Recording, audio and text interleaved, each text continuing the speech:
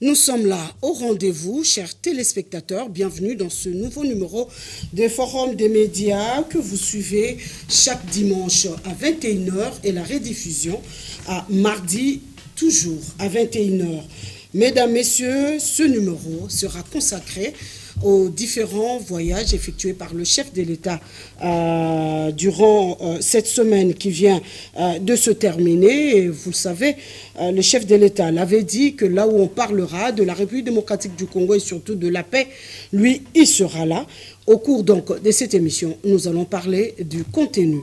De quoi était-il question ce jour-là, le 28 février, mercredi, entre le président de la République et le roi des Belges, Philippe, et avant cela, le président avait rencontré d'abord le Premier ministre belge. Et à la sortie, le président de la République avait parlé. Nous allons suivre la quintessence de ces échanges qu'il a eus avec la presse devant donc le Palais Royal. Alors, nous allons également parler dans cette émission de l'incivisme qui a élu domicile dans les chefs de la population congolaise.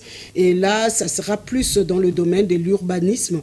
Nous allons voir comment Kinshasa vit, dans quel rythme sur le plan urbanistique il y aura quelque chose qui sera dit autour donc de cette table. Voilà un autre thème qui sera débattu autour de cette table, c'est la reconduction de l'informateur. Comme vous le savez, il est parti déposer son rapport au président de la République qui lui a demandé sûrement... le travail a été bien fait. Selon lui-même, l'informateur, il y a quelque chose, quelques réagissements à pouvoir faire. Donc nous allons en parler au cours de cette émission. Et les analystes sont là. Monsieur Robert Ngambi. Motomayele Yamouamba, c'est ça? Oui, ça c'est... J'investis tout ce que j'ai comme une partie de connaissances en termes de grâce que le Seigneur m'a donnée, de travailler de manière à répondre de la circonscription où j'ai les intérêts politiques, le Moamba. Ok, cette intelligence, vous la dirigez également dans Palou pour qu'il y ait la réunification, parce que il y a déjà des la réunification, c'est une action facile à faire, mais comme nous avons un principe enseigné aux catholiques, quand on a dit la mosquée à Kupola, beno katula yo kanave utapolisa malala yankaka muke mona ve dilala kupola dilala ina kuvanda ka wili makiashi betu katula yandi e awa bete na kusala na pilande malala no so kuvanda na santé en vote. Ok, merci beaucoup. C'est une des langues, des 4 langues nationales. Madame Mami Abongo, comment vous allez? Oui, bonjour madame. Oui, vous portez bien. Oui, on se porte avec, bien. Oui, vous avez une robe fleurie. Oui. Bon, en attendant, moi je continue à faire parce que je suis la marraine, donc c'est pour que vous... Oui, soyez bien visible. Merci madame pour votre coaching et cela prouve que je serai une bonne femme. D'accord. Et je profite pour ce mois de mars de souhaiter un bon mois de mars à toutes les femmes congolaises, des femmes qui se disent femmes, des femmes battantes et des femmes baptiseuses de la société. Et madame, je voudrais un peu comprendre le thème de ce mois de mars, le thème national. J'ai lu quelque part où on dit accroître les ressources nécessaires en faveur des femmes et des filles dans la paix pour un Congo égalitaire. Ouais. Donc on a toujours un thème un peu touffu. Je crois que nous avons 31 jours, madame Dena, pour décortiquer le thème qui est le nôtre. D'accord. Oui, monsieur Simon El Campbell. El Campbell, merci. Oui, pour les intimes. Mbote, bonjour. Voilà. C'est toujours comme ça que nous saluons les téléspectateurs et vous-même, madame, très bien habillée, en tenue qui honore la femme. Le mois de la femme, nous sommes tout heureux d'être dans cette émission. Merci beaucoup, monsieur El Campbell, pour les intimes. Je sais pourquoi j'insiste. Oui, professeur Kassongo Mungango, aujourd'hui, je vous ai rejoint. Oui, rejoint en rouge, oui. Nous voyons ça. Voilà. Comme les autres nationales se disent que souvent, Bendel et Koueyate. Et pour moi, l'expression sur Otomane, Tungambeni, bichigila to boy. En fait, kabichigito. Les opposants, maman qu'on se n'a pas qu'elle bichigil. Tête ne hit, ben pas qu'elle n'a pas amené. Kabichigito. Merci beaucoup. Si j'ai fait ça, voilà, vous avez bien inauguré. En tout cas, vous avez la latitude. Aujourd'hui, on va voir qui est le vrai Congolais là, avec la provenance. Oui, monsieur Lokaka, comment vous allez? Tout va bien, je vous salue. Comme Mami Mbongo a dit que non, la femme serait le produit de l'homme et l'homme naturellement est le produit d'une femme. Donc nous allons célébrer tous le mois de la femme. Et donc naturellement c'est pour refonder le pays, mais avec une intelligence stratégique, pas assez de passion. Parce que le Congo a tendance d'œuvrer qu'avec des gens passionnants. Il est important, comme l'a dit toujours Robert Ngambi, d'invoquer la science et la technologie pour le développement du Congo. D'accord. Avec une cravate rouge assortie, je vous ai rejoint également. Madame, merci, vous allez bien? Ça va bien, Madame Josette. Merci.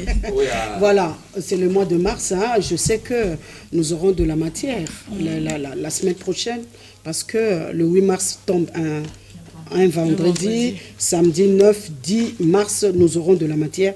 Mais si vous avez déjà quelque chose à dire, il paraîtrait que nous n'attendons pas le 8 mars, nous les femmes congolaises. Oui, je voudrais d'ailleurs dire un bonjour à mes co-débatteurs ici présents. Je vous dis bonjour, Madame, exceptionnellement, oui, Madame Josette.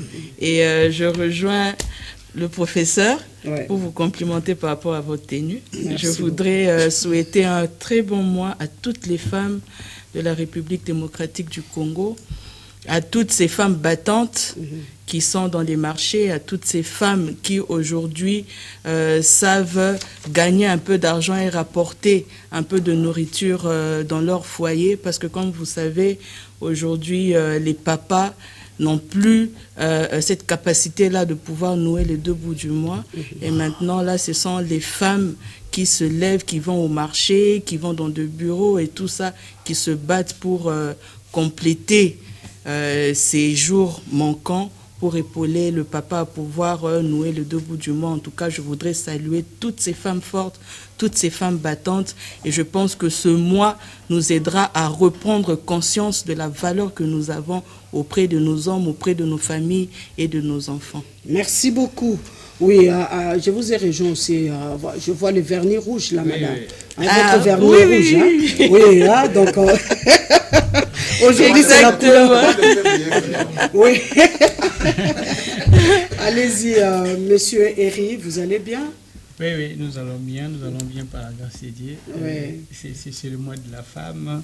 J'honore toutes les femmes du monde, particulièrement à ma tendre maman et à ma chère épouse. Ma tendre maman qui m'aime bien. Bien évidemment. Hein. Bien évidemment. Et un honneur exceptionnel à vous-même pour la dynamique que nous voyons ici à l'AD. Tout ce qui est en train d'être fait. En fait, nous fréquentons cette chaîne. Nous voyons du jour au lendemain comment est-ce que cette chaîne se transforme. Et coup de chapeau à vous pour ces mois exceptionnels aussi. Et je salue toutes les femmes ici sur ce plateau, Madame Dena et aussi Madame Mami Mbongo. Et pourquoi pas toutes les femmes qui sont derrière les caméras, qui nous accompagnent pour la réalisation de cette émission. Je salue aussi toutes les femmes militaires qui se sont engagées du côté de notre armée patriotique pour pouvoir défendre notre pays au prix de leur sang.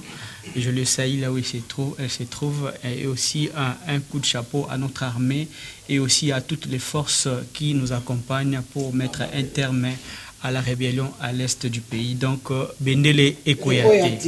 Voilà, Bendele Ekoyate. J'ai fait une émission magnifique avec colonel Luangue et j'ai reçu beaucoup d'appels. Et c'était Bendele Ekoyate. Nous avions ensemble parlé autour des stratégies, les préalables à mettre en place pour une paix durable en République démocratique du Congo. Et les gens ont appelé, vous n'avez pas l'idée. Messieurs les réservistes, colonel, bonsoir. Bonsoir, madame. Oui. Je veux bien, mais je suis en colère. Oh. Contre les femmes. C'est notre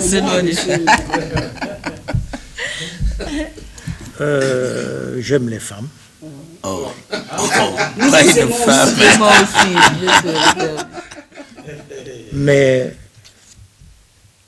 le contexte ne me permet pas de célébrer la femme aujourd'hui. Mais exceptionnellement, il y a une femme. Si vous avez vu il y a une vidéo, une jeune femme dans un camp de déplacés qui est partie rejoindre les forces de défense et elle a pris l'arme. Il dit, au lieu de rester dans un camp de déplacés, mieux vaut aller mourir au front. Elle a 22 ans. Et elle est au front. Et hier, il y a eu des bombes à Mubambiro. La délégation de la SADC s'est déplacée sous les bombes jusqu'à Mubambiro. Donc, je salue tous ceux qui sont au front, qui doivent encore être armés du patriotisme, de l'amour de cette patrie plutôt, pour que Bendelo Tuzolubawa et Kweyate. Voilà. D'accord. Merci beaucoup. Merci. Et pour cette émission, en tout cas, nous dédions cette émission à toutes les femmes et surtout aux femmes de l'Est de la République démocratique du Congo qui ne dorment pas comme nous, qui ne préparent pas comme nous et qui ne s'occupent pas de leurs maris, de leurs enfants comme nous. Alors, cette émission vous est dédiée, chères femmes de l'Est de la République démocratique du Congo. Nous sommes ensemble. Voilà, je l'ai dit à l'introduction de l'émission que le chef de l'État s'est rendu le mercredi à Bruxelles. Et là, il a rencontré le Premier ministre belge, Alexander De Croo. Il a également rencontré le roi Philippe, mais en sortant de chez le Premier ministre, le chef de l'État a eu un entretien, un échange avec la presse. Nous allons suivre ce qu'a été la réponse du chef de l'État par rapport à cette affaire qui oppose la République démocratique du Congo et l'Union européenne quant à cet accord que l'Union européenne a noué avec le Rwanda concernant les minerais congolais. Suivons la réponse du président de la République. Monsieur le Président, vous avez demandé quoi concernant le Rwanda? Ce que vous pouvez imaginer, c'est-à-dire des sanctions. Des sanctions. C'est la seule chose qui pourra faire reculer le dictateur Paul Kagame. Je suis content de la position de la Belgique qui se pose aussi des questions sur cet accord. Et nous pensons que cette position est très intelligente parce qu'elle va même dans le sens de dire on doit alors, si accord il y a, prendre soin de vérifier la traçabilité et donc la provenance de ces minerais. Nous sommes certains que ce sont des minerais volés à la République démocratique du Congo et il n'est pas question pour nous que cet accord puisse passer ici. Il y a toujours moyen d'en faire plus, mais la Belgique fait quelque chose, c'est déjà ça. Voilà, M. Robert Ngambi, le président de la République, nous le savons, s'est rendu en Belgique d'abord. La Belgique, jusque-là, beaucoup de gens ne comprennent pas la réaction tardive ou la réaction pas du tout musclée de la Belgique par rapport au conflit qui se pose entre la République démocratique du Congo et le Rwanda, des anciennes colonies de la Belgique. Et en y allant, en s'y rendant là-bas, le chef de l'État aura gain de cause par rapport à ce qu'il a demandé à la Belgique de pouvoir faire, parce que la Belgique aujourd'hui est à la présidence de l'Union européenne. Merci, madame. En diplomatie, je pense qu'il y a ce qu'on appelle le poids politique et la personnalité politique d'un État. la Belgique, c'est la capitale de l'Union européenne. La Belgique a au moins de relations historiques avec la République démocratique du Congo. Mais est-ce que la Belgique aujourd'hui influence la politique internationale? Comme pays, la Belgique n'est pas membre du Conseil de sécurité des Nations Unies. Et donc, est-ce que même en Europe, la Belgique face à la France, à l'Allemagne, ce sont les deux pays moteurs qui traînent la politique de l'Union européenne. Mais je pense qu'elle paie en termes de plaidoirie, en termes de dire pourquoi, pour des raisons d'éthique, de morale, mais de foi, il faut aussi traiter avec ce qui peuvent être les antipodes de l'Union européenne. Parce que je prends l'exemple dans l'histoire, en 1959, une délégation congolaise constituée de Joseph Kasavubu, Albert Kalonji et Antoine Gizenga. Ils étaient les premiers arrivés à Bruxelles pour poser le problème de l'indépendance à la Belgique. Mais la Belgique s'est plongée dans l'atermoiement. Les Congolais de l'époque ont dit que si il faut exercer la pression sur la Belgique pour qu'on obtienne l'indépendance, qu'elle abandonne sa politique coloniale. Mais il s'est dit, si nous allons voir la France, c'est comme si vous avez un dossier avec Paul, mais vous allez voir Pierre. Qu'est-ce qu'il faut? Antoine Gizenga avait trouvé qu'il fallait aller aux antipodes, ceux qui peuvent exercer réellement la pression sur la Belgique. À l'époque de la guerre froide, il n'y avait que la Russie ou un autre bloc qui peut exercer la pression. Voilà pourquoi en 1959, Gizenga va se retrouver à Moscou. Contre toute attente, qu'il fait une déclaration menaçante contre le monde occidental et contre la Belgique. Les historiens retiennent que cette déclaration faite à la radio Moscou, l'URSS de l'époque a relayé cette demande au Conseil de sécurité. Et rapidement, la Belgique, qui croyait qu'elle ne peut pas négocier avec les non-élus, a dû inviter le chef des partis politiques et le chef coutumier à la table ronde. Donc aujourd'hui, il faut travailler. La Belgique, comme j'ai dit, les États se réunissent, mais il faut clamer haut et fort qu'un tel accord ne peut pas, au XXIe siècle, être accepté que le minerai de la République démocratique du Congo, la chaîne de traitement, soit avec le Rwanda. C'est inacceptable. Mais l'effort majeur doit être la forte mobilisation de nos Congolais. Nous devons vraiment nous mobiliser contre l'Union européenne et les États qui ont, je ne sais pas pendant la période de la présidence de quel pays où le Rwanda a obtenu cet accord-là.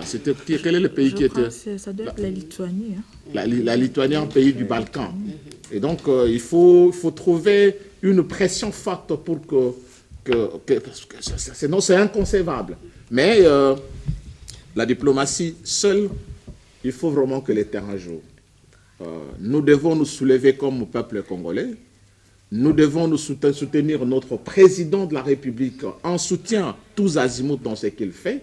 Nous devons soutenir notre armée pour qu'elle soit en position d'inverser le rapport de force de manière à permettre au président de bien accomplir sa diplomatie. Parce que si l'armée sur le terrain n'établit pas le rapport de force en faveur de la République démocratique du Congo, la diplomatie va piétiner. D'accord.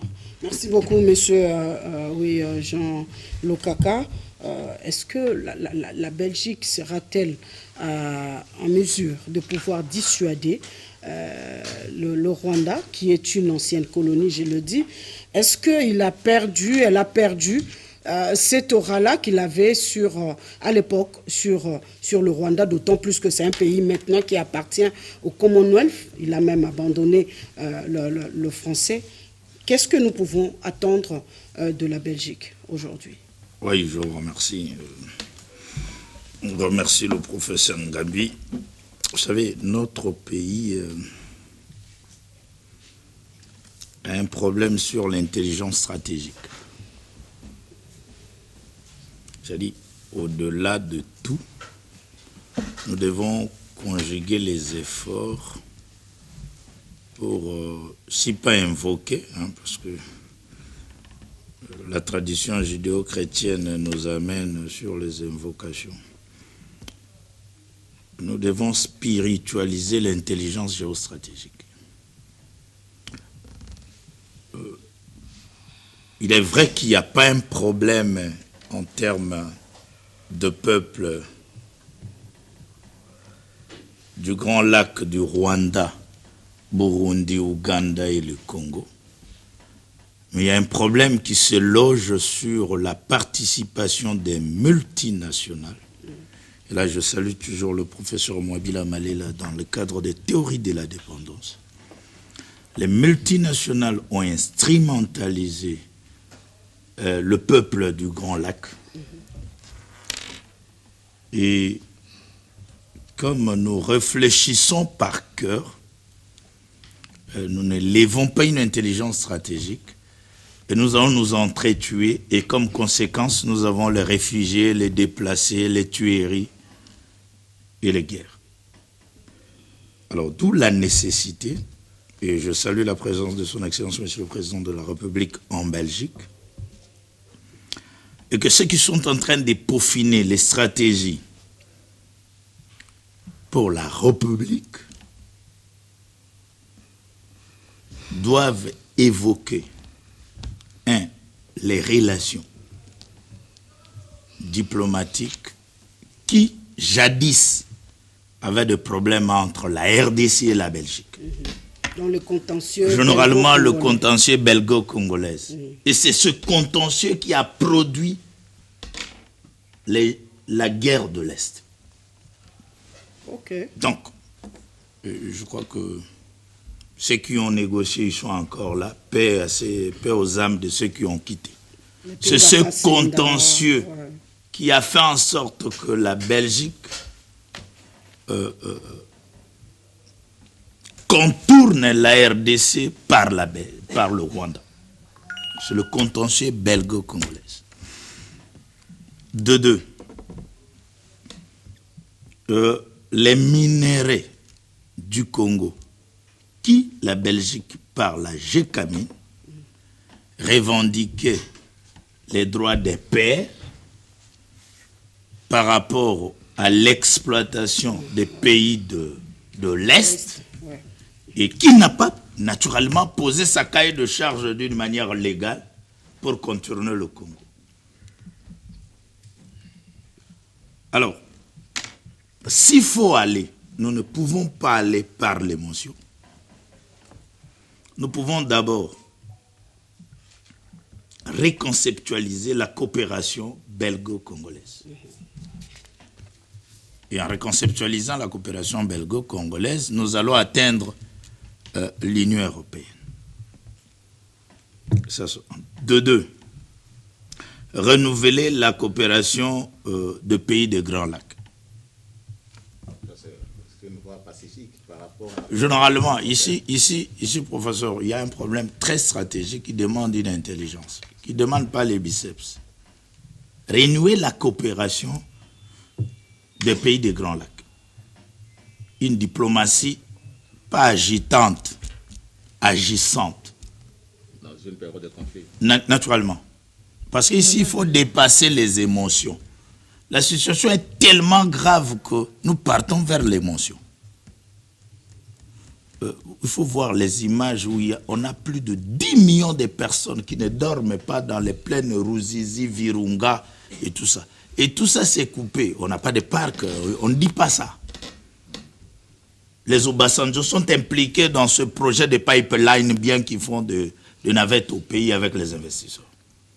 Donc il y a un problème tellement sérieux que nous ne pouvons pas aller par le cœur. Il faut une intelligence stratégique. Il faut renouer cette coopération de pays des Grands Lacs. Et puis, quand on parle d'Anvers, c'est le centre d'affaires des minéraux. Mais il y a une organisation mondiale du commerce. Alors, quelle est notre participation dans l'organisation mondiale du commerce comme pays? Et qui sont nos répondants? dans l'Organisation mondiale du commerce, professeur Kasongo Munganga, monétariste, qui sont nos amis. Parce que là où se passe le commerce, c'est là où il y a les multinationales. Et les multinationales n'ont pas de cœur, n'ont pas de race, n'ont pas de pays. Ils sont plus puissants que les présidents. Maintenant, dans l'Organisation mondiale du commerce, qui sont avec nous pour influencer l'Anvers dans les ventes de minerais? Et l'Organisation mondiale du commerce, professeur Munganga, monétariste, nous avons l'Organisation internationale du travail, l'OIT. Et quelle est notre participation par rapport à l'Organisation mondiale du commerce? Et avec qui pour influencer? Parce que l'Organisation mondiale du travail, internationale du travail, a le lien avec l'Organisation mondiale du commerce. Bon. Les deux, par rapport à l'Union européenne, vous n'êtes pas sans ignorer que l'Union européenne est gérée par les oligarques et toutes ces familles aristocratiques auxquelles les rois font partie. Hein? Tous ces multimilliardaires. C'est eux qui influencent. Donc, je crois qu'ici, on salue la présence de son Excellence, Monsieur le Président, mais pas une diplomatie agitante. Une diplomatie agissante. Dans le respect du fonctionnement. Et le lobbying à l'Union européenne, si c'est joué à la Belgique, nous avons une histoire commune. J'ai entendu dans la déclaration privilégiée, c'est-à-dire nous avons des relations privilégiées. Moi, j'ajoute des relations historiques. Donc, privilégiées et historiques. D'où le Congo et la Belgique devraient d'abord renouer les relations d'harmonie, d'aller à l'Union européenne avec quel plaidoyer? Alors, pour terminer. Vous aimez bien chuter ou terminer? Vraiment, d'accord. Le mot là. Il y a nécessité pour un dialogue, pas politique interne, dans le cadre étatique, pas dialogue, ou nécessité que la Belgique joue la facilitation, pas avec Eden Kodjo, pas Kodjo. La Belgique joue la facilitation dans l'harmonisation des relations entre les pays de Grand Lac. Donc et nous donnons la charge à la Belgique. Nous avons la guerre entre le Congo, le Rwanda, le Burundi et l'Ouganda, le pays du Grand Lac, dont vous avez les archives, l'histoire de peuples, de déplacement des peuples, et que vous nous jouez la facilitation pour harmoniser d'abord entre nous, et au-delà de ça, nous allons gérer les multinationales. D'accord. Merci beaucoup, Madame Mami Abongo. Quel est votre point de vue là-dessus par rapport au voyage du chef de l'État en Belgique? Merci beaucoup, Madame, pour la question. Le premier voyage, c'est le premier voyage du chef de l'État après sa victoire dans les élections. Hein. En Europe. Ce n'est pas ça. C'est ça.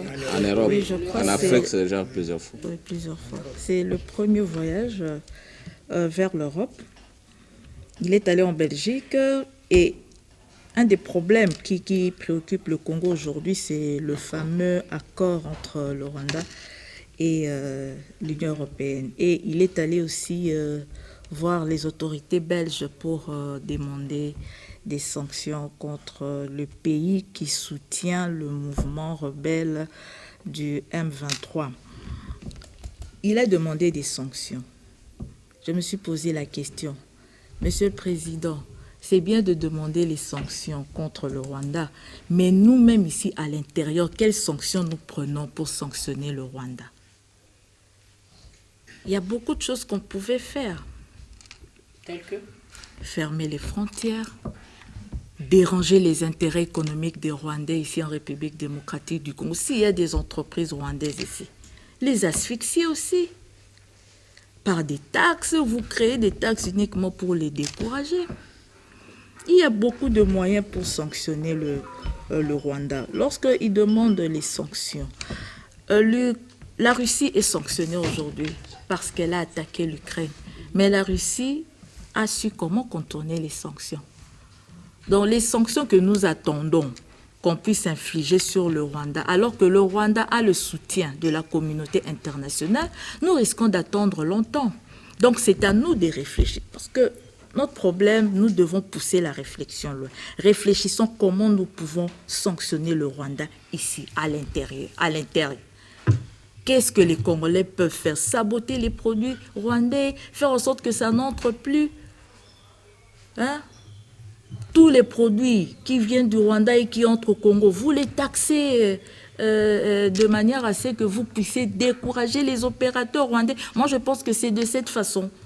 Hein, c'est de cette façon que nous pouvons aussi frapper économiquement les Rwandais. Bien qu'on dit que voilà, il y a des prostituées rwandaises qui traversent de l'autre côté pour venir prendre... oui, on peut pour venir prendre nos hommes ici et retourner de l'autre côté avec les dollars qui viennent de notre pays. Chercher toujours comment le comportement de nos hommes, parce que c'est eux qui reçoivent. Ils peuvent aussi sanctionner ces femmes-là. Donc, on doit raisonner comment sanctionner le Rwanda, les Rwandais, par exemple, leur ambassade. Chercher comment nous pouvons faire pour décourager le Rwanda. Concernant l'accord entre l'Union européenne, madame, l'Union européenne est constituée des pays européens. Et il signe un contrat avec un pays qui n'a aucun minerai. Donc il va de notre côté aussi, professeur Kassongo ne me contredira pas, qu'on puisse aussi faire en sorte que le commerce du coltan soit aussi retracé. Nous devons aussi savoir, nous exportons combien de tonnes de coltan. Parce que j'ai vu dans les réseaux sociaux, un monsieur avec son camion, il y avait des pommes de terre au-dessus, mais en bas, c'était des sacs de coltan. Donc il y a un commerce informel du coltan. La production est encore artisanale. Mais nous devons réfléchir. S'il faut monter des industries, comme ça nous achetons tous ces coltans-là, mais l'Union européenne viendra chez nous. L'Union européenne n'ira pas chez le Rwanda. Il faut réfléchir comment faire pour contourner le Rwanda. Que le Rwanda sache qu'il n'a rien à offrir à l'Union européenne, mais nous avons beaucoup à offrir. Et l'Union européenne n'est pas une coquille vide, ce sont les États. L'Union européenne, si le contrat, voilà les États, comme le président l'avait dit dans le point de presse, voilà, ce sont des États qui viennent dire que nous ne sommes pas là. Mais madame, c'est pas sérieux. C'est comme si l'Union africaine décide quelque chose, après les pays viennent, non, nous n'avons pas dit ça, on n'est pas d'accord avec ça, et ainsi de suite. Lorsque vous suivez l'Union européenne, il y a des députés européens qui dénoncent ce qui se passe en République démocratique du Congo. Le président de l'Union européenne n'entend pas ça. Et comment il peut signer un contrat de ce genre? C'est que les pays européens savent quelque chose. Donc on ne doit pas nous duper, dire que voilà, la Belgique n'est pas d'accord avec ça, la Belgique d'ailleurs a reculé. Non, non, non, ils sont au courant de ce qui se passe. Et surtout la Belgique, pays qui nous a colonisés. Capitale de l'Union européenne. Capitale de l'Union européenne. Peut dire qu'elle n'est pas au courant de ça. Toko Mamaele, Tofungola Misu. Ils sont au courant de ce qui se passe, de ce qu'ils veulent faire. Cessons de faire semblant. Le chef d'État devait aller à l'Union européenne, faire aussi un speech là-bas, que je ne suis pas d'accord. C'est ça la diplomatie. Il va encore sur la diplomatie. Même au Parlement européen. Il pouvait aller. Mais il va voir le roi, on dit que c'était privé. Il va vers le Premier ministre. Et nous avons vu 3 députés faire aussi le plaidoyer chez monsieur... Flao. Chez M. Flao. Mais il pouvait aller au siège de l'Union européenne, poser ce problème-là, que cet accord-là puisse accoucher d'une souris. Donc nous avons toutes les possibilités pour le faire, madame. D'accord. Alors, la diplomatie, on a dit ici, je crois que c'est M. Lokaka qui a parlé de la diplomatie, pas agitante, mais agissante, je crois. Et cette diplomatie, le président de la République doit être le seul à pouvoir l'apporter. Comment doit-on faire par rapport à ce que Madame Abongo vient de dire? Moi, ce que je dirais, Madame Josette, c'est que pendant le speech, ou même les innombrables speeches que le président avait fait pour sa campagne en 2017, 23, il avait dit plusieurs choses. Et maintenant, après ce qu'il a fait avec la presse dernièrement, je me suis rendu compte que tout ce qu'il avait dit ne relevait que des discours de campagne. Parce que lorsqu'il dit qu'il va apprendre de ses erreurs passées, moi je trouve que ce n'est pas le cas. Parce que moi j'avais pensé au fait que M. Félix Tshisekedi allait apprendre de ses erreurs, et pendant ce quinquennat, qui est vraiment à ses débuts, de pouvoir se mettre la glace dans sa tête, rester calme et voir quelles sont les priorités, quelles sont ces choses qu'il devait entamer en priorité. Pendant le quinquennat passé, nous avons vu qu'il avait fait plusieurs voyages, que la plupart de ses communicateurs disaient que c'était des voyages de diplomatie agissante, que M. Lukaku a nommé ici de diplomatie agitante, et je pense que c'est le cas. Il faudrait se poser la question, quel est le résultat prévu pour ces innombrables voyages de Mandela qui recommencent pour ce quinquennat? Quel est le résultat attendu? Parce que lorsqu'il va en Belgique... Il revient avec ce sentiment de voyage que vous reprochez à mais je soutiens pas de fruits, Madame Josette, je soutiens ce que Madame Mami vient de dire ici. Pensez-vous qu'un pays tel que la Belgique, qui est la capitale de l'Union européenne, n'est pas informé par le fait que le Rwanda n'est pas exportateur du cobalt? Mais pourquoi la Belgique va aller conclure des accords avec elle? Nous voyons comment les Africains qui vivent dans ces pays-là, de l'Union européenne, membres de l'Union européenne, comment ils se plaignent. Ces gens-là ne sont même pas capables d'accepter que les Africains viennent vivre sur leur terre. Est-ce que ces gens-là pourront faire le travail à votre place? Ce que le président aurait dû faire, c'était de rester ici et voir comment résoudre les problèmes en interne. Nous l'avions toujours dit et nous continuons toujours de le dire, que notre salut ne viendra pas de l'Orient, de l'Occident, ne viendra pas de l'États-Unis, ne viendra pas de l'Union européenne et de tous ces pays. Nous devons voir en interne comment faire. Parce que déjà dans notre esprit, si nous nous mettons en tête que nous n'allons pas gagner par rapport à cette guerre entre nous, et ce que moi j'appelle le suppositoire de la République démocratique du Congo, qui est le Rwanda, qui ne peut d'ailleurs pas nous faire peur. Aujourd'hui, nous voyons que M. Félix Tshisekedi, depuis, ça va faire maintenant près de 6 ans qu'il tremble devant un petit pays comme le Rwanda, alors que nous avons... C'est trop fort parce que nous savons que le Rwanda, Kagame, n'était pas cité nommément, même dans des mandats passés. Aujourd'hui, le président de la République, Félix-Antoine Tshisekedi, tacle le Rwanda, il cite Kagame, et quand vous dites qu'il tremble devant ce petit pays, de citer? Je crois que ça, ce n'est pas... Nous avons parlé ici d'un père de famille. Ouais. Un père de famille n'est pas là pour juste parler, pour juste dénoncer. Un père de famille trouve des solutions. Nous avons ici une armée qui n'a que pour elle son patriotisme. Mais ce qu'il doit faire, au lieu d'entamer des voyages budgétivores, qu'il a commencé déjà depuis des temps en Afrique et maintenant il a commencé avec les pays de l'Union européenne, ce budget-là, il doit les conserver, faire des économies, parce que là, nous devons vivre en mode restriction budgétaire. Voir comment rassembler ce budget, rassembler toutes les recettes de notre pays pour régler ce problème qui est crucial. Parce que ce problème résulte de la priorité des priorités qui est la sécurité de la population congolaise. Et cette sécurité-là ne viendra que par cet argent-là, ce budget qui est dilapidé dans des voyages, qu'on peut acheter des armes, qu'on peut acheter des tenues, la ration militaire et voir comment armer notre armée pour faire d'elle une armée dissuasive pour pouvoir faire peur le Rwanda. Ok, d'accord. Finalement, la diplomatie, d'après ce que Madame dit, si on suit la logique de Madame Lukunku, la diplomatie ne finira par payer. Donc, les voyages du chef de l'État qui ne donnent rien, selon certaines opinions, elle recommence avec ses vieilles habitudes, selon certaines opinions. Alors, finalement, on n'aura pas gain de cause. Oui, monsieur El Campbell. Oui, il faut, en toute démocratie, reconnaître à Madame le droit à la parole et le droit à ses opinions, même si c'est foncièrement faux, ce qu'elle pense. Dire que le président de la République a fait des voyages improductifs, c'est nier la vérité. Vous avez entamé, vous-même, de dire que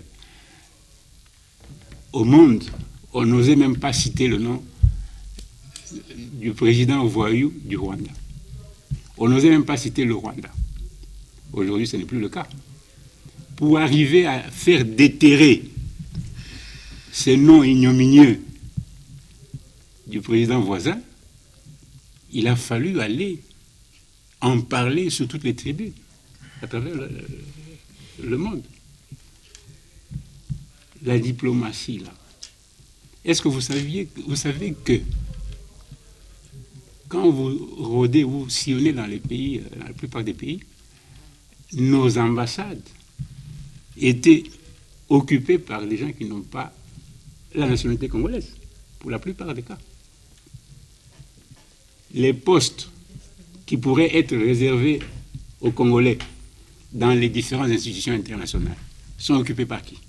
Ça revenait plus au Rwandais. Moi, j'ai vécu ça. Vous comprenez? Pour aller faire changer les choses, que ces gens-là commencent à reculer pour laisser les enfants du Congo récupérer ces places. Il faut y aller. Ce n'est pas en restant cloîtré au Congo que toutes ces choses-là vont changer. Donc, quand on n'a pas l'information, au lieu d'être dans les sentiments anti-Tshisekedi, parce que non, son point de vue ne doit pas être basé sur des sentiments anti-personne. On peut critiquer quelqu'un dans les faits que la personne pose.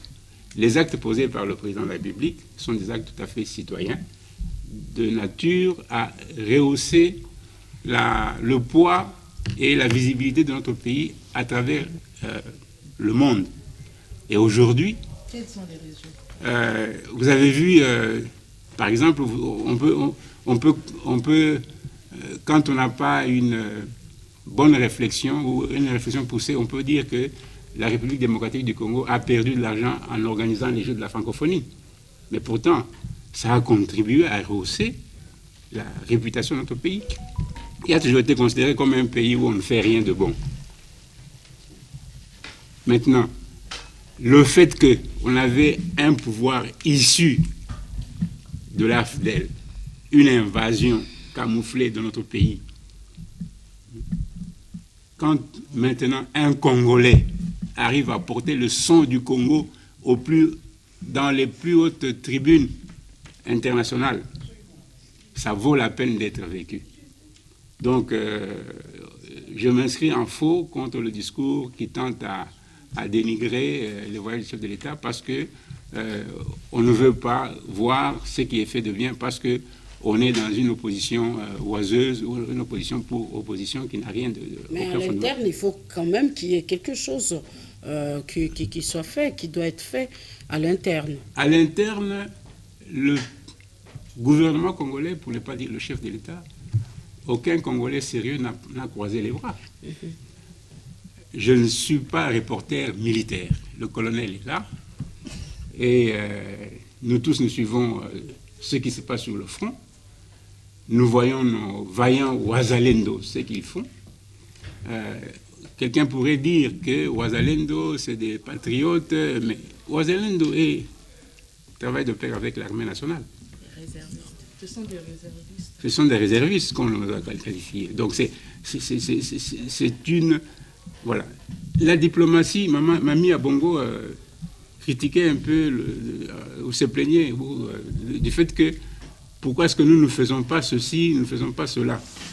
Dans le monde tel qu'il évolue, les pays puissants ont bien voulu adopter une attitude où les actions menées par leurs entrepreneurs sont qualifiées d'actions menées par les multinationales, pendant que ces intérêts des multinationales sont des intérêts de ces pays puissants. Si une multinationale n'arrivait pas à gagner gain de cause dans une activité qu'elle mènerait dans nos pays ici, les pressions viendront de ces pays-là. Ils prendront à ce moment-là le devant pour défendre les intérêts de ces multinationales-là. Mais quand ces multinationales-là posent des actes contraires à la morale, à laquelle peut-être nous pensons que tout le monde doit répondre, mais ces pays-là ont beau jeu de dire non, ce n'est pas nous, c'est les multinationales. Ça, c'est le langage de la diplomatie. Donc, il faut, comme on dit chez nous, un proverbe kassaïen, on dit, quand, je le dis en français, en français. Le proverbe ne se dit jamais en français. Allez dans la langue et puis... Bakushima, Ukwasa, Washima Peva, Kwefela. Voilà, en français. Quand vous avez en face un adversaire qui feint de vous jeter une pierre ou de tirer sur vous une flèche, même si vous savez qu'il ce n'est qu'une feinte, mais au départ, vous devez aussi feindre d'esquiver la pierre ou la flèche tirée vers vous. Donc c'est ça le langage de la diplomatie. Nous savons que les pays puissants gagnent de l'argent chez nous en utilisant les multinationales. Les multinationales, pour ne pas prêter leur visage à ces actions mafieuses, passent par un pays foutron comme le Rwanda. Nous le savons. Alors d'où c'est qu'a préconisé M. Jean Lokaka. La réaction doit être aussi de même nature. Okay. Parce que nous aussi, nous un malin demi. Ok, d'accord. Alors c'est qu'a préconisé. La grande force que nous faisons, c'est que nous devons arriver à remonter la capacité dissuasive de notre armée. Okay. Et pour le faire, comme nous ne sommes pas encore fabricants d'armes et que nous devons aller chez les mêmes pays qui nous agressent pour acheter les armes, il faut aussi feindre d'être leur ami pour pouvoir accéder à leur marché. Donc c'est la question qui... Alors moi je demande aux colonels réservistes de se préparer pour répondre à cette question, parce que c'est la question que j'allais vous poser. Mais en attendant, le cuisinier national continue avec la diplomatie, et la diplomatie pourra payer. Parce que les gens qui nous agressent, les agresseurs viennent de l'extérieur. Alors il faudra aller trouver le terrain où on peut se rencontrer avec eux. Mais est-ce que les bonnes intentions suffisent? Est-ce que le président de la République est-il bien armé, même sur le plan diplomatique, pour gagner cette guerre? Merci beaucoup, Madame, pour la parole. C'est une question très pertinente. Vu la qualité des co-débatteurs qu'il y a sur ce plateau, on va essayer de donner quelques éléments de la réponse par rapport à ça. En fait, ce que fait le chef de l'État, ou ce qu'il a eu l'habitude de faire depuis qu'il avait pris la haute magistrature depuis le premier mandat, il s'est lancé dans une diplomatie active pour pouvoir trouver la réponse à la guerre qui sévit à l'est du pays depuis plus de 3 décennies. En cela, ça a apporté des fruits qu'aujourd'hui nous devons tous capitaliser et mettre en musique ce qu'on a déjà acquis pour pouvoir voir comment peaufiner une meilleure stratégie pour pouvoir vaincre l'ennemi.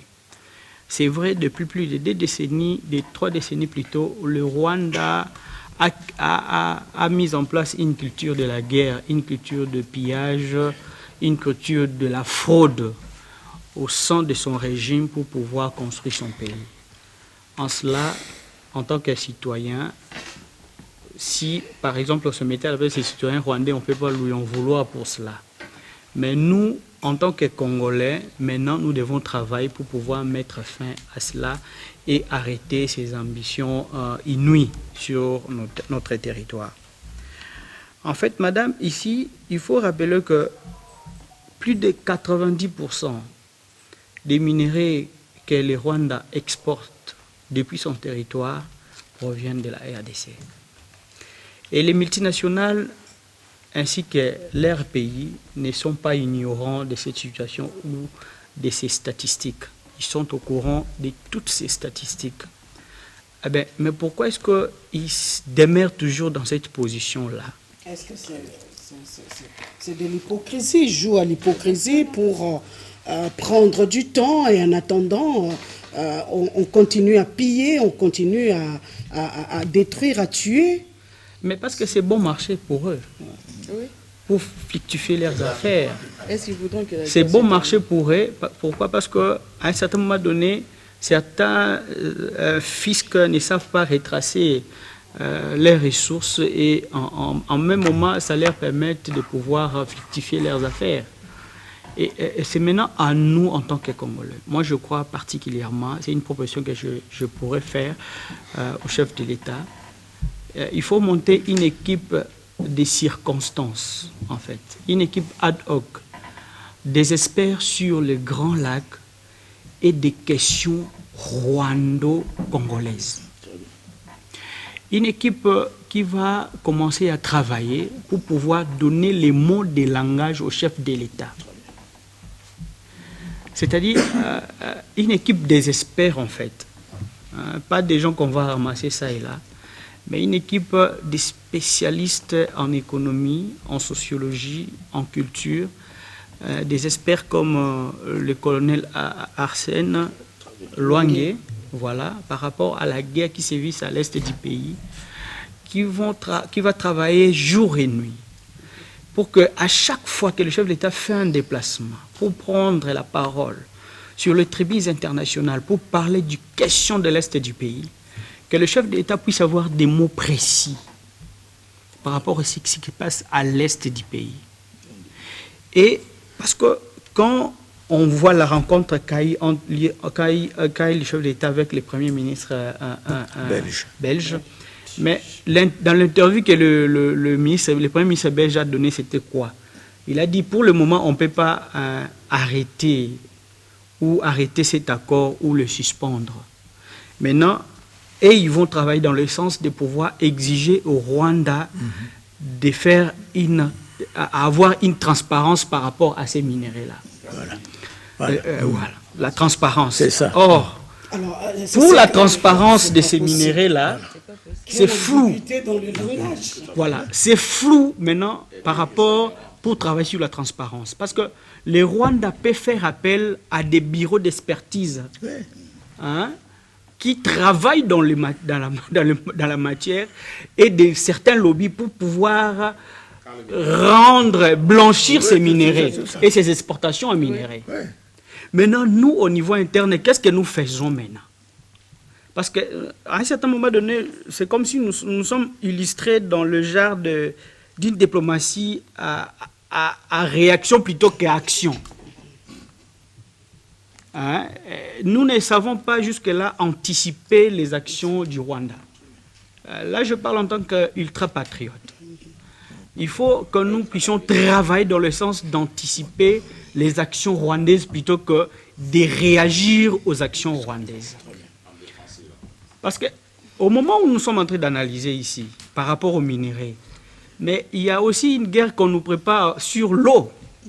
Ça, on n'en parle pas. Je ne sais pas, est-ce qu'il y a une équipe à la présidence de la République ou à chaque département ministériel chargé de ces questions environnementales qui analyse déjà pour anticiper certaines actions que le Congo peuvent subir? Bien évidemment. Et ça, c'est naturel. On ne peut pas refuser à ces États ces droits-là.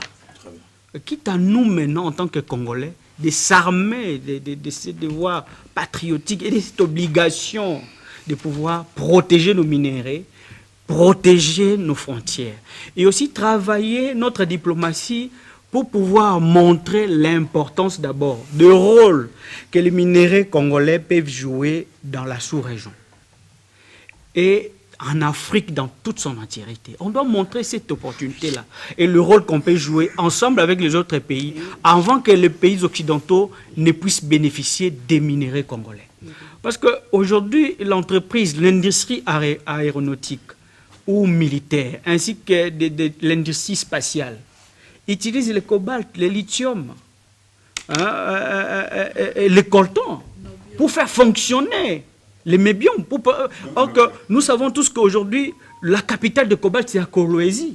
Mais comment la RDC ne peut bénéficier que des 80 millions, ce qui représente moins de 10% de ce que génère le coltan dans le monde et le cobalt?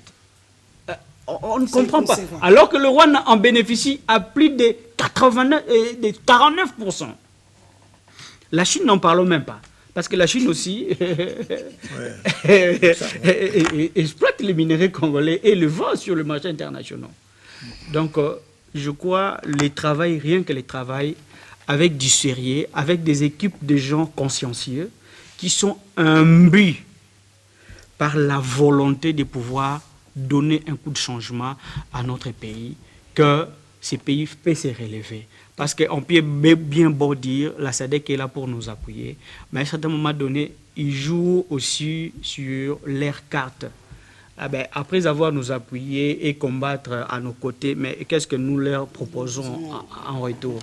C'est aussi ça. Parce qu'une armée qui se laisse être appuyée par les armées étrangères, à un certain moment donné, on va se retrouver dans une situation où nous sommes infiltrés aussi par ces mêmes armées qui étaient venues en appui. Si nous ne sommes pas regardants par rapport aux accords et aux opportunités que nous offrons à leur gouvernement. D'accord. Merci beaucoup, professeur. Il y a quelqu'un qui a dit qu'au Rwanda, Dieu leur a donné la ruse et aux Congolais, la naïveté. Alors, par rapport à ça, même sur le plan économique, vous avez entendu lorsque M. Lokaka, Jean Lokaka, intervenait, il a cité votre nom par rapport à cet aspect économique, et on ne peut pas aller avec seulement le cœur, mais il faut utiliser la tête. Alors sur le plan économique, nous sommes perdantes. La République démocratique du Congo continue à perdre. Alors comment devons-nous faire? Vous qui êtes là des experts, des spécialistes, comment faire travailler la tête oui, madame, pour aller... Peut-être ça un peu de mots, je voudrais parler, que je dise là... Je lui réponds, puis je vais répondre un peu à la question générale. Allez-y. C'est pour ce qui est de matière, plutôt le protocole qui est signé là-bas au Rwanda, c'est de mauvaise foi, tout le monde le sait. Parce que moi-même, j'ai été le numéro 1, le numéro 2 et puis le numéro 1 de ces centres d'expertise et de certification de matières précieuses et semi-précieuses. Ouais, okay. Alors, ces produits, pour les vendre à l'extérieur, on ne tient pas compte si il y a bonne gestion ou quoi. On doit savoir si ces produits viennent de la personne qui vend, si ça vient de là. Et alors, pour cela, il y a une preuve qu'on donne, on appelle ça certificat de Kimberley. Oui.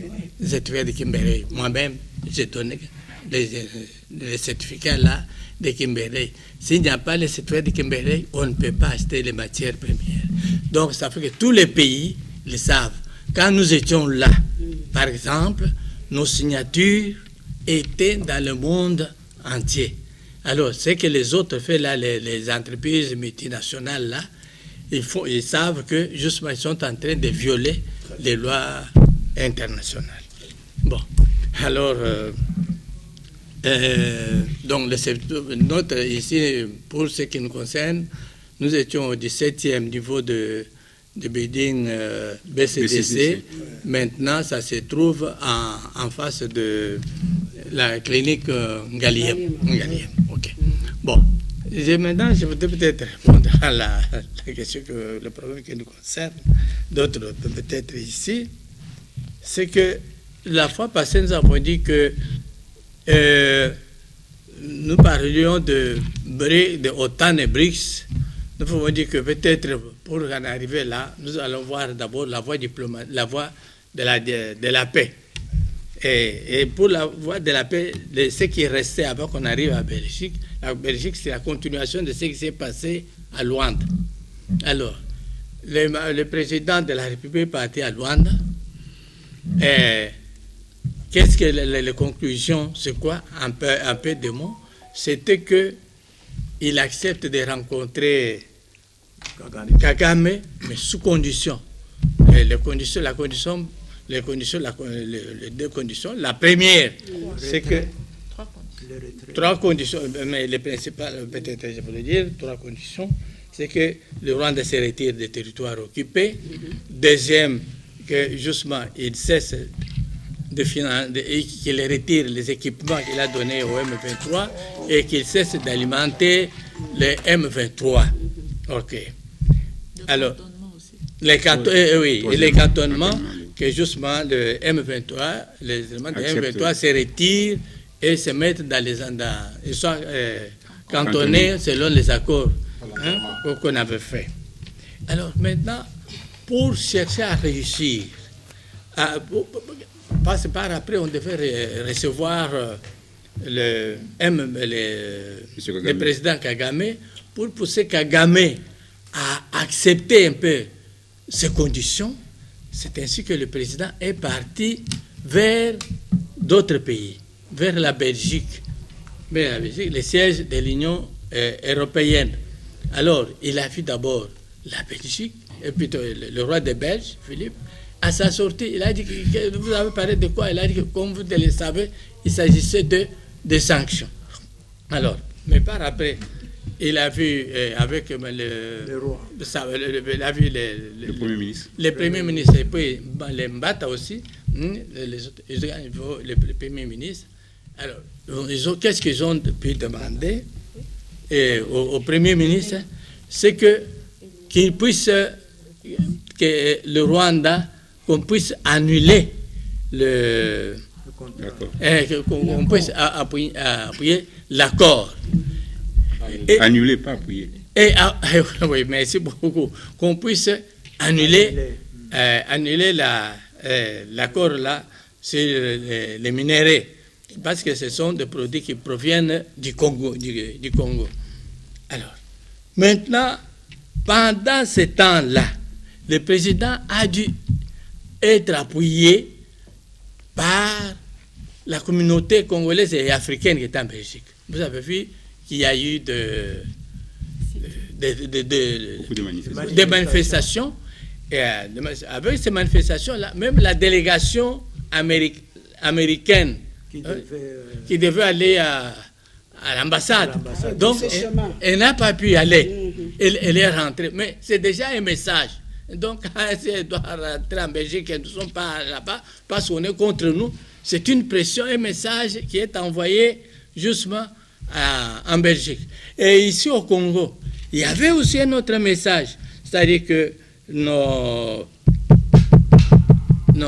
les religieux se sont regroupés aussi, ils sont partis également aux ambassades étrangères pour demander l'annulation de l'accord, l'annulation de cet accord.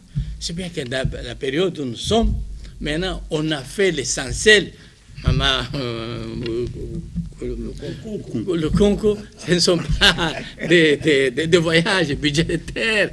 Non, c'est justement pour que nous puissions peut-être avoir Pacifique puisse réussir avant qu'on en arrive à la guerre. Parce que maman Josette, vous savez que si je ne vous aime pas, je peux vous pousser sans vous puissiez vous préparer à attaquer votre adversaire, sans vous dire que voilà, votre adversaire est préparé comme ça, prépare-toi comme ça. Donc, de façon que si vous attaquez sans bonne préparation, quand vous échouez, je gagne, moi qui cherche à vous remplacer, à avoir le pouvoir que vous avez. C'est ce que nous appelons Bichikila Tuboy. C'est-à-dire que vous puissiez perdre. Comme ça, j'attrape ce que vous avez. Oui. Contrairement à ce qui se dit, le président de la République va avec sa tête et non avec le cœur. Donc, il est en train de... Le président fait tout, c'est que comment le maximum tous les pièges possibles. Pour réfléchir et pour réussir sans qu'il y ait vraiment la guerre pour écoulement du sang. Ouais. Mais, alors, c'est là où nous arrivons, où nous avons dit, quand nous étions ici, que mais si maintenant toutes ces voies échouent, mais vous avez vu que même le président de la République, même il avait dit que Vox Populi, suprema lex, Vox Populi. la voix du peuple, c'est la loi suprême. Donc, il a vu que les gens s'en prenaient même aux États-Unis les autres, qui encouragent, qui alimentent le pays là, le Rwanda. En premier lieu, il y a l'OTAN. Peut-être, je voulais dire à madame le peut-être que lui rappeler que l'OTAN, donc, justement, a donné ses assurances par le canal de la Pologne. Que si on vous attaque de l'extérieur, nous sommes là pour intervenir, pour vous appuyer. Alors, maintenant, face à l'OTAN, nous aussi, justement, nous préparer, c'est que nous allons aussi... La Pologne qui a donné au Rwanda les armes. C'est la Pologne qui a donné des armes. Alors la Pologne, donc de l'OTAN. Donc l'OTAN l'OTAN, c'est une organisation de tous ces pays-là, c'est pas un pays. La Pologne est membre de l'Union européenne. Qui donne quoi? La Pologne est membre de l'Union européenne. De l'Union européenne. Mais vous allez encore vers eux. Oui, alors, mais justement, c'est pourquoi... Vous voulez la chose et son contraire. Non.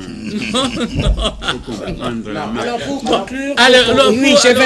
on donne la parole à ceux qui n'ont pas parlé. Je vais donner le deuxième tour. Alors, ça fait que pour conclure, c'est que, justement, si cette voie pacifique échoue, pour maintenant équilibrer nos forces et même dépasser nos forces dans l'immédiat, nous allons justement accepter les offres que nous font certains pays des BRICS. Mais ce n'est pas pour autant que c'était une madame, ce n'est pas pour autant que nous serons contre même les États-Unis et les autres.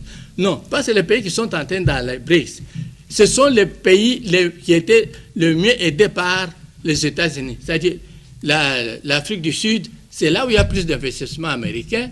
L'Inde, plutôt. L'Égypte, c'est là où il y a plus d'aide extérieure. L'extérieur, et l'Éthiopie aussi. Donc la RDC, en acceptant l'aide des BRICS, n'aura pas péché. Non, exact. Merci beaucoup, madame. C'est ça ce que je voulais dire. Monsieur le colonel réserviste. Merci, vous madame. répondez d'abord à la question par rapport aux armes, à la fabrication des armes. Merci, madame. Vous me permettez de faire une petite mise au point avant de répondre à la question. Quand on est en guerre, l'aspect communication doit être considéré comme étant un front. J'ai réagi au communiqué de votre autorité de régulation. C'est SAC, hein, c'est ça? C'est SAC. Ah oui. Qui a donné... C'est bien ce qu'il a dit, qu'il n'y ait pas de discours pour décourager les militaires sur le terrain. Mais il y a une chose qu'il faut savoir. Parce que chez nous ici, les problèmes nationaux de défense sont considérés comme tabous. On ne peut pas en parler. Non. La population doit être au courant. L'homme politique doit être informé régulièrement.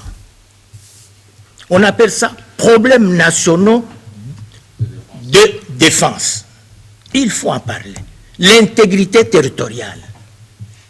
Et c'est là où il est dit, la défense a son siège dans l'âme d'un peuple. C'est comme l'Israël. Un petit Israélien, vous allez là-bas, vous toquez à la porte, mais vous n'aurez pas facilité d'entrer directement dans cette parcelle-là. C'est ce qu'on appelle... Mosée appelé ici, organisez-vous, défendez vos richesses et tout ça, ainsi de suite. Ça, c'est très important. Et donc, dans la mesure où les porte-parole de l'armée, ils font des comptes rendus, mais ces comptes rendus-là doivent être exploités par la presse. Mais comme il a dit, c'est une bonne chose. Il faut qu'il y ait quelqu'un à côté pour orienter ces débats. S'il vous plaît, messieurs les réservistes, le CESAC n'a pas interdit qu'on puisse aborder des questions de défense, à condition que ces questions-là soient abordées par des experts ou des spécialistes que vous êtes. Parce qu'il a remarqué ces dérapages. Quand vous n'avez pas des informations là-dessus, les communicateurs, les journalistes qui ne sont pas spécialisés passent sur les antennes pour démoraliser parce qu'ils ne savent pas de quoi ils parlent. On peut être accompagné par des spécialistes, c'est ce qu'on avait fait avec vous. Ok, on enterre cette page-là. Je n'ai pas fait les relations internationales, mais moi on me dit la diplomatie c'est un jeu de puissance. C'est l'équilibre des forces. Et c'est très important. Jean Lokaka a parlé je crois, de l'intelligence stratégique. Et spiritualisée. Un pays doit avoir ce qu'on appelle une doctrine stratégique de défense qui découle du discours d'investiture du président de la République. Il faut au niveau du Conseil national de sécurité qu'on arrive à élaborer une doctrine nationale de défense. Et de là, arriver à élaborer une stratégie militaire au niveau de l'état-major et du ministère de la Défense nationale. Et d'autres services comme l'ANER, etc., etc. Un pays doit avoir... Mais je peux vous donner la doctrine du pays comme le Maroc. Donnez-nous la nôtre. Non. Nous n'en avons pas une. On n'en a pas. Bien. Je m'étais. Bon, je voudrais attirer d'abord l'attention à nos compatriotes et particulièrement l'élite politique. Comme mon ami Simon. Bon, je ne dis pas que c'est lui, bon, mais qui ne semble pas encore réaliser que la République, notre pays, constitue le champ de bataille. Le professeur l'a frôlé. Champ de bataille où s'affrontent d'un côté les multinationales et le puissant pays de l'OTAN. Moi, je suis formé par les normes de l'OTAN. Et à chaque année de notre formation, l'exercice synthèse de notre formation, je le faisais avec l'Africom. L'Africom, ce sont des forces américaines stationnées en Allemagne. Donc, on a parlé tout à l'heure de l'anticipation des choses. Donc, si on vous prenait, vous pouvez anticiper les choses parce que vous avez été formé par ces gens-là. Madame, d'abord, je suis complexe. Okay.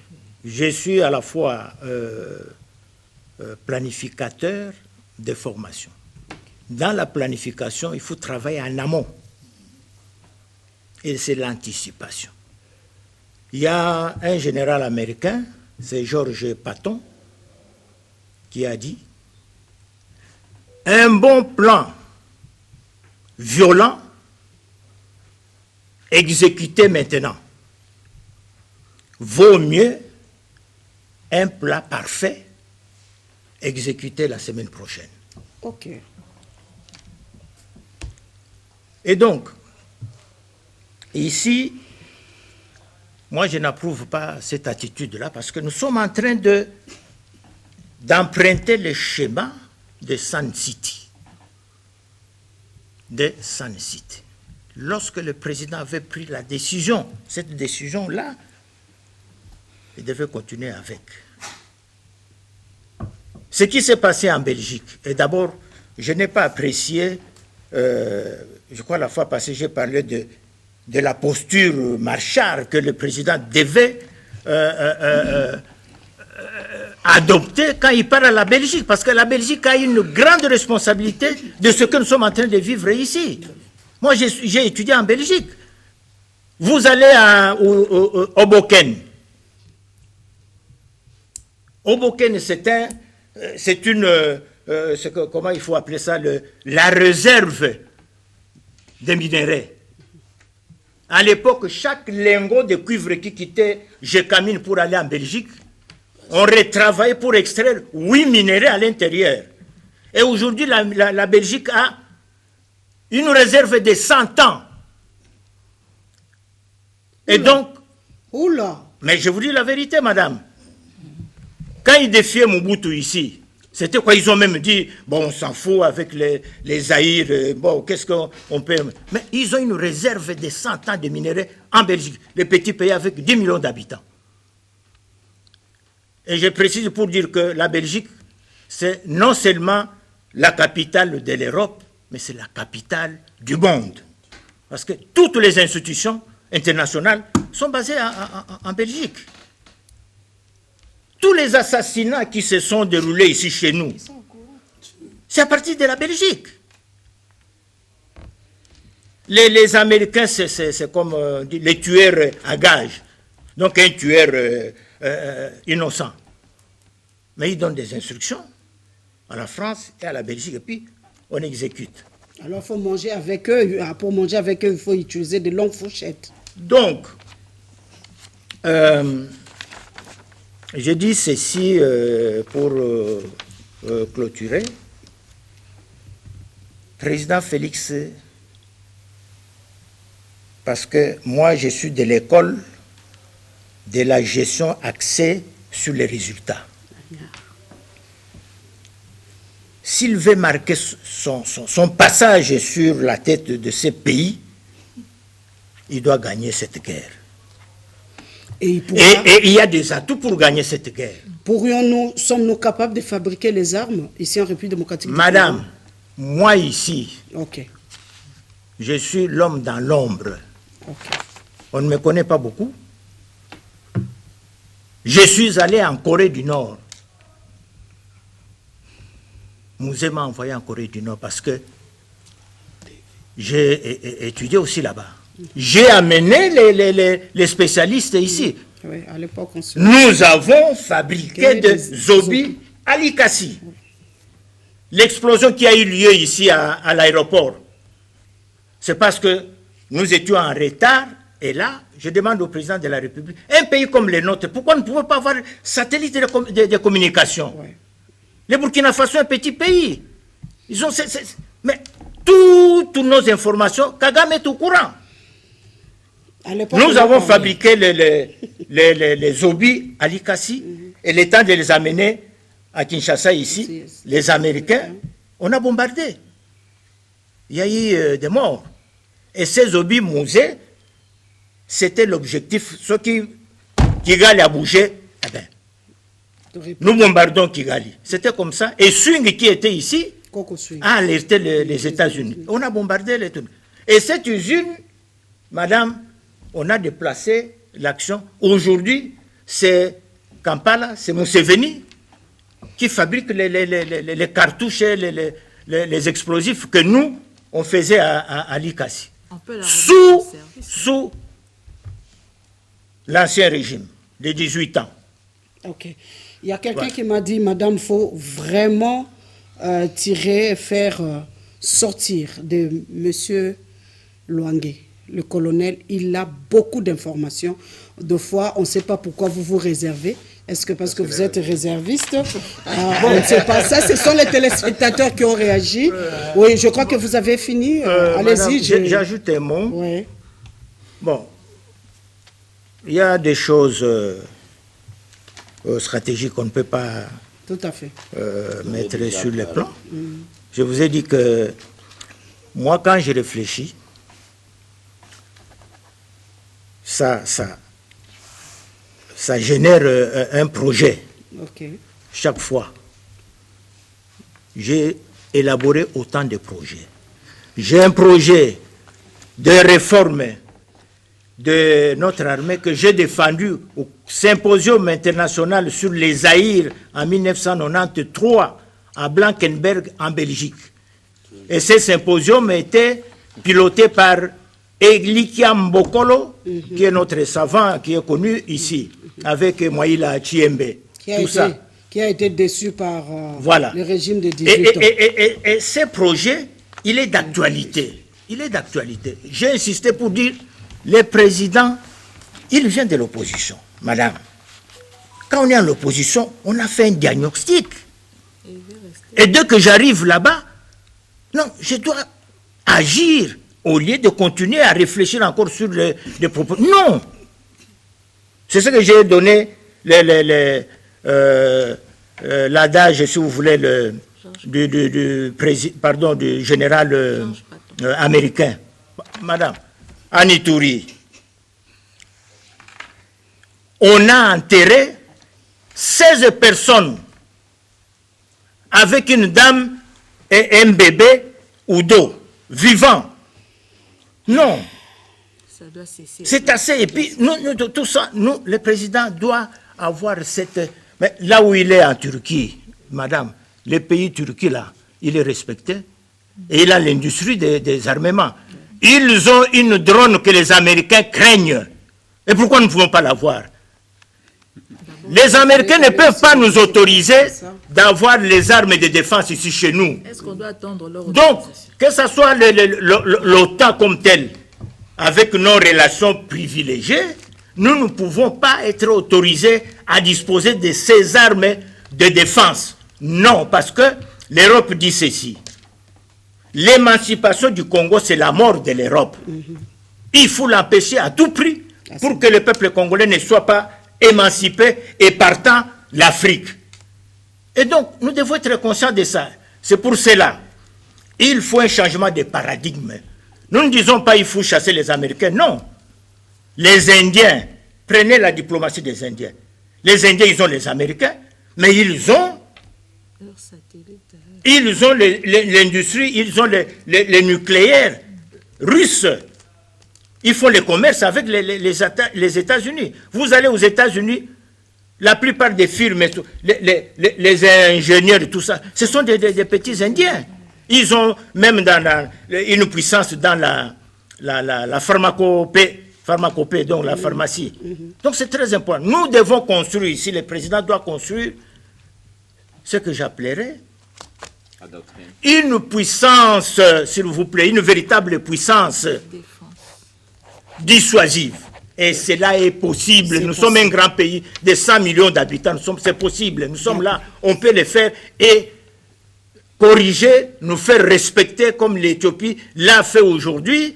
Et il est allé même à construire les barrages mais non, nous devons nous faire respecter. Madame. Merci beaucoup. Merci. Voilà. J'aime bien quand le colonel se fâche, c'est là qu'il sort. Il sort tout, il sort toutes les stratégies dont nous avons besoin, dont le président a besoin. En tout cas, cette émission Forum des médias n'est là que pour aider le président de la République à bien matérialiser sa vision et surtout à bien conduire les pays vers son développement.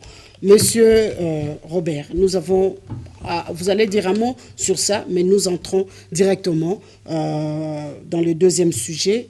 Est-ce que aujourd'hui, avec le fait que le président de la République ait demandé à l'informateur d'aller, de peaufiner, d'ajuster, de réajuster, est-ce que les volets sécuritaires est dedans aussi par rapport à cette priorité? Madame a parlé des priorités que nous devons avoir dans notre pays. Est-ce que ça fait partie où on attend seulement les gens qui attendent d'être positionnés par-ci, par-là et puis se retrouver par rapport à ce que nous avons comme intérêt personnel ou égoïste des animateurs? Alors, merci madame. Je pense que le président de la République n'a pas dit que je fais d'abord la diplomatie lorsque je déchouerai en diplomatie pour venir faire la guerre. Il fait le deux? Il fait les deux. Parce que notre armée n'est pas là en train d'observer en attendant que la diplomatie arrive. Non. Et d'ailleurs, toute guerre, pour ceux qui ont étudié les relations internationales, ou l'histoire des relations internationales, toute guerre se mène avec les deux fronts. Le front militaire et le front diplomatique. Vous allez étudier que même en pleine Deuxième Guerre mondiale, les États se rencontraient pour discuter comment ils peuvent arrêter la guerre, mais comment ils peuvent gagner la guerre aussi. Donc, la guerre ne c'est pas dire non, je suis d'abord en train de faire la diplomatie et après je reviendrai faire la guerre. Non, c'est au même moment parce que la guerre détermine l'action diplomatique. Si aujourd'hui nous sommes en face de deux thèses, maintenant c'est au Congo qu'il y a des fois de méli-mélo. Est-ce que nous sommes dans la théorie de l'agression et enfin de concentrer notre diplomatie sur ces concepts d'agression, mais des fois nous en mêlons deux. L'agression rwandaise et le M23 soutenu par le Rwanda. Et le Rwanda intériorise cette dimension pour vous dire c'est une affaire congolo-congolaise. Et pour que le Rwanda arrive à vous imposer cette volonté-là, est en train de recruter même le Congolais de père et mère. Comment ça s'appelle? De père et de mère. Bah, quand vous voyez les gens comme le Nanga rejoindre le mouvement, quand vous voyez les gens comme Jean-Jacques Mamba, des véritables Congolais à nationalité non douteuse, mais ils sont en train de pouvoir alimenter les discours diplomatiques du Rwanda pour faire passer la thèse que ce n'est pas une agression, mais c'est une affaire interne qu'il fallait résoudre. C'est ça, en fait, la stratégie du Rwanda depuis très longtemps, même au début de la guerre de l'AFDEL. À un moment, je sais, quand nous étions étudiants, nous sommes allés nous attaquer au Rwanda, à tout ce qui était ici. Mais pour légitimer cette décision, on a pris Laurent Désiré Kabila. Et quand Laurent Désiré Kabila, Congolais connu, le Denis Sesanga, le Tambwe Mwamba, tout le monde, le Joseph Ndundu, et tout le monde, le Wamba Diawamba. Et donc, c'était une façon, et la thèse est allée comme si c'était une affaire congolo-congolaise. Ça nous a amené à l'accord de Lusaka. L'accord de Lusaka nous a imposé le dialogue inter-congolais, qui nous a amené à Sun City. Et à Sun City, le Roubaix-Roi et les autres qu'on pensait être des étrangers sont devenus par d'office des Congolais, occupant même des postes stratégiques. C'est le même schéma que nous sommes en train d'aller. Le même schéma. Alors, quand on n'est pas souple, nous allons tomber dans le même jeu. Ce qui va déterminer que notre diplomatie gagne, c'est le rapport de force militaire sur le terrain.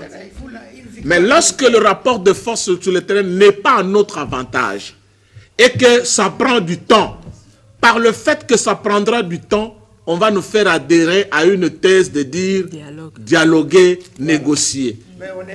Alors, vous avez même suivi l'accord de Lusaka avait établi des étapes. Avant que les troupes étrangères que vous dites doivent quitter, des soutiens. Alors, il faut commencer par le dialogue intercongolais. Dès que vous résolvez la première partie, à ce moment, les autres disent nous pouvons quitter. Et c'est vraiment, pour ceux qui savent bien, le Rwanda est en train de nous amener sur ce schéma-là qui va nous imposer, si le rapport militaire sur le terrain ne va pas à notre avantage. D'accord. Alors, par rapport rapidement avec la formation du gouvernement et le travail qu'il fait. La formation du gouvernement, il y a un aspect qu'on n'a pas maîtrisé jusque-là, c'est caché. Les présidents retournent, mais on dit des accords qui peuvent nous permettre, à signer les accords gouvernementaux ou des gouvernementaux. Et ensuite, qu'est-ce que l'informateur va ajouter? Est-ce qu'il faut discuter déjà sur la taille du gouvernement? Est-ce qu'il faut déjà discuter sur l'équilibre et la répartition entre les différents groupes qui se sont déclarés de la majorité? Est-ce que c'est ce détail-là que le président a besoin? Est-ce que cela va encore inaugurer les séances de rencontre de l'informateur avec les différents groupes, ou c'est un travail qui va se passer peut-être en sourdine d'une manière cachée? On n'a pas, je ne sais pas, peut-être que sur le plateau, quelqu'un aura Kambelembele, mais je pense qu'il fait partie du groupe de l'équipe, parce que l'informateur a une équipe qui travaille avec lui. Mon grand frère Kambelembele ne fait pas partie de l'équipe. Peut-être que comme porte-parole de l'UDPS, devrait avoir cette information. Et c'est ce qui a permis, par ce travail, au député national Eliezer Ntambwe, sans que le communiqué du cabinet du président ne les nomme, il est sorti dans le média pour dire, par ce fait de ces détails-là, il devient formateur. C'est un questionnement peut-être que moi j'aurais voulu obtenir, est-ce que le vieux Kambelembele pénètre bien ces milieux-là pour qu'ils nous disent est-ce qu'aujourd'hui nous sommes en face de l'informateur ou nous sommes en face du formateur. Allez-y. Parce que, madame, je termine. Allez-y rapidement. Les formateurs, quand il dit discute tout, le Premier ministre viendra faire quoi? Rien. C'est-à-dire qu'en politique, le Premier ministre est formateur. C'est-à-dire si on donne la mission du formateur, ne se donne pas par un communiqué. C'est par l'ordonnance présidentielle qui nomme un Premier ministre qui devient chef du gouvernement. C'est le Premier ministre qui discute du programme du gouvernement, de la taille du gouvernement et la répartition des compétences avec le parti politique et les autres formations politiques en tenant compte, même la société civile. Parce que le formateur ne se limite pas qu'au regroupement et partis politiques ayant obtenu un député. Il va au-delà de la société civile, les personnalités, les compétences intellectuelles, l'université que le président pense que dans le cadre de ce programme, telle compétence peut m'être utile. Il n'est pas limité. L'informateur est lui limité parce qu'il doit déclarer la majorité parlementaire, c'est-à-dire le nombre de députés qui déclarent soutenir la politique gouvernementale. Mais si Eliezer nous dit qu'il est devenu formateur sans être Premier ministre, et le Premier ministre qui viendra fera quel travail? Alors, il n'y a que Eliezer, il est le seul à pouvoir le dire. Bon, on ne sait pas. Allez-y, s'il a l'information. Comme vous dites, Madame Josette,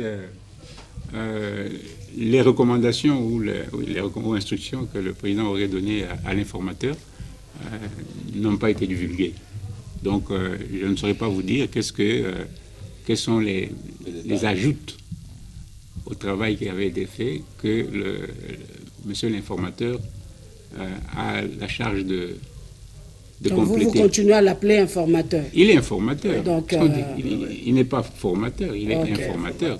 On a demandé juste un petit travail. Je crois qu'il doit déjà être fini quand le président sera au pays, sinon que le secrétaire général, l'honorable Augustin Kabouya, à Moanabouté, AK-47, ne manquera pas de rapporter les informations au chef de l'État. Alors, moi, puisque c'est déjà un deuxième tour de parole, donc je dis que l'informateur est dans le rôle d'informateur, avec quelques précisions que le président lui a demandé d'ajouter à son rapport. Par rapport à la taille du gouvernement, avec les enjeux de l'heure, doit-on revoir la taille du gouvernement? Ça doit être la taille doit être réduite. Bon, on peut dire, par rapport aux déclarations de M. Tamboué Eliezer, qui est dans l'équipe qui accompagne de près l'informateur, les instructions auraient trait à une certaine structuration du gouvernement pour faciliter la composition d'un gouvernement. Vous savez que le président de la République a ratissé large avec tout ce que nous avons comme membres de l'Union sacrée. Il faut bien qu'il y ait des pistes que moi je peux appeler des dénominateurs communs pour arriver à parce qu'on n'aura pas un gouvernement éléphantesque. Maintenant, comment vous allez, sur quelle base regrouper ou arriver à gérer cette multitude-là pour extraire une représentation assez acceptable par tous. Donc c'est dans ce sens-là que le travail est orienté. Oui, mais j'avais aussi à parler. Oui, parce que là, vraiment, nous sommes pressés par le temps, nous prenons les derniers virages. Allez-y rapidement. Pour la question précédente, j'avais quand même un petit code. Oui. Vous savez, je me suis toujours posé la question, et je crois que c'est le cas de tout le monde, pourquoi ou pour quelles raisons les États-Unis ou certains pays d'Amérique accordent à tour de bras leur nationalité aux ressortissants de plusieurs pays. Bon,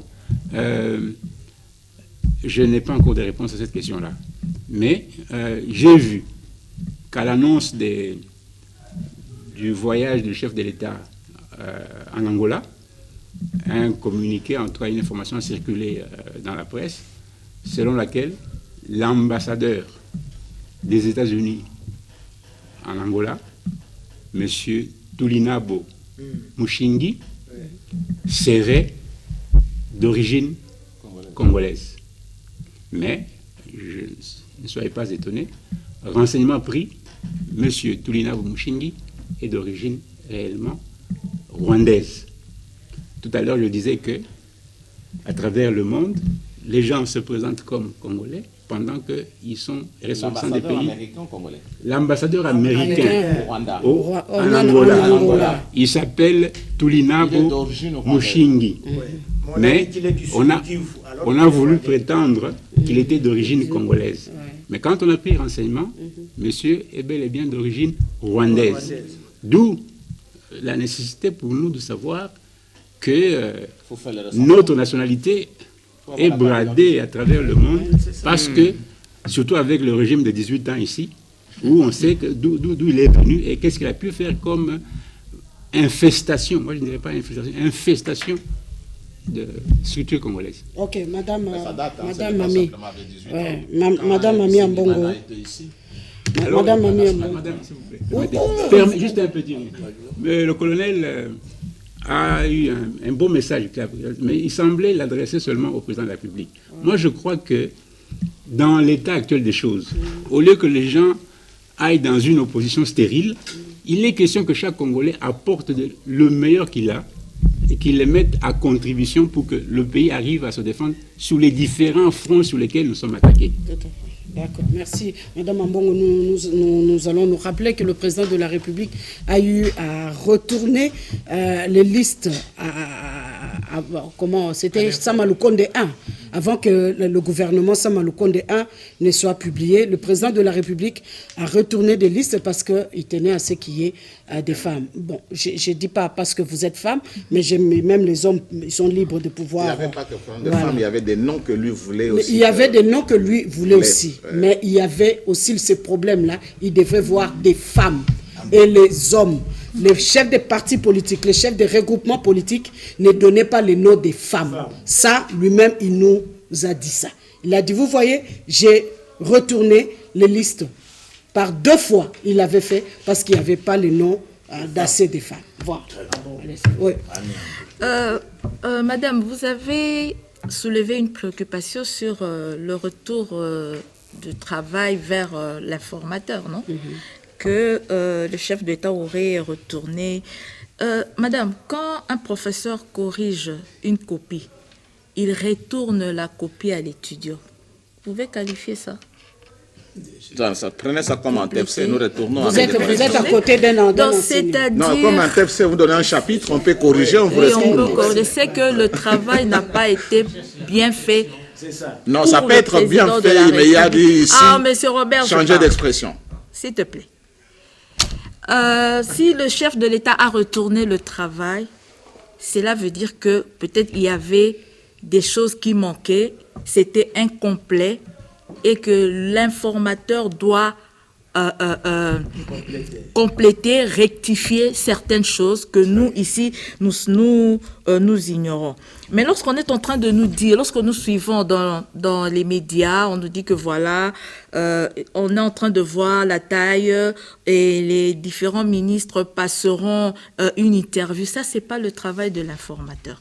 Là, on doit le laisser au formateur. C'est au formateur de voir avec la majorité qu'il y a devant moi, parce que l'informateur a comme rôle de déceler la majorité. Et cette majorité existe. Moi, j'ai dit c'est une formalité qu'on ait désigné M. Kabouya comme informateur. Ils se sont préparés en pleine campagne que M. Félix Tshisekedi puisse avoir une majorité. Et la majorité, il l'a eu. Donc, vous voyez, même dans l'Assemblée nationale, nous savons cette majorité est de combien? Combien de députés?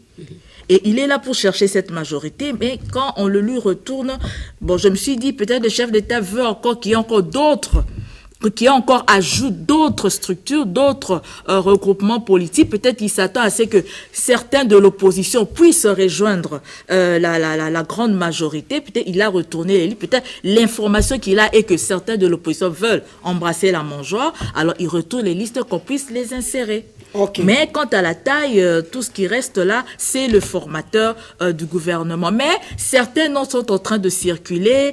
Qui sera locataire à la primature? On parle parle de Jean-Marcel Yaou, on parle de Madame la ministre, Madame la ministre du Plan, Madame Judith, on parlerait aussi de Monsieur Moukoko Samba, Monsieur Moukoko Samba, Monsieur Jacquemin Chabadi, donc beaucoup de noms, et ça sera à lui de faire. Ce sont des spéculations, mais il peut aussi tomber sur quelqu'un. C'est à lui de faire le choix du formateur. Donc moi je pense que le formateur est dans le temps, qu'il fasse son travail calmement, qu'il ne soit pas pressé de présenter les conclusions. D'accord. Oui, madame, par rapport au nombre des femmes qui doivent se retrouver au sein du gouvernement pour permettre au président la femme est un vecteur de développement. Allons-y. Oui, moi je pense que c'est le problème qu'a la femme dans des partis politiques. Parce que je trouve aussi que c'est un problème de préjugés, un problème de culture de notre pays. Parce que depuis le temps d'avant, on a toujours dit que la place de la femme, c'était dans la cuisine. Il est difficile pour l'homme d'accepter la présence de la femme dans des milieux où elle peut avoir des postes de responsabilité. Et voilà pourquoi vous voyez que dans certains partis politiques, la place de la femme n'est toujours pas prise en compte. Et je trouve que c'est une bonne chose si il faudrait insérer le nom de plus de femmes que d'hommes d'ailleurs, parce que c'est que moi je pourrais demander ou proposer à ce qu'il y ait beaucoup plus de femmes, parce que les femmes ont un cœur de bien faire les choses par rapport aux hommes. Et je voulais faire quand même insérer des jeux de mots et dire... Avant d'insérer, il y a un téléspectateur qui avait demandé si on vous sollicitait pour entrer au gouvernement, quelle serait votre réponse? Je n'ai pas de réponse à donner par rapport à ça. Je n'ai pas de réponse à donner par rapport à ça parce que chez nous, nous prônons l'intérêt général de la population congolaise. Okay. Et c'est ça. Et par rapport au moi je voulais dire à M.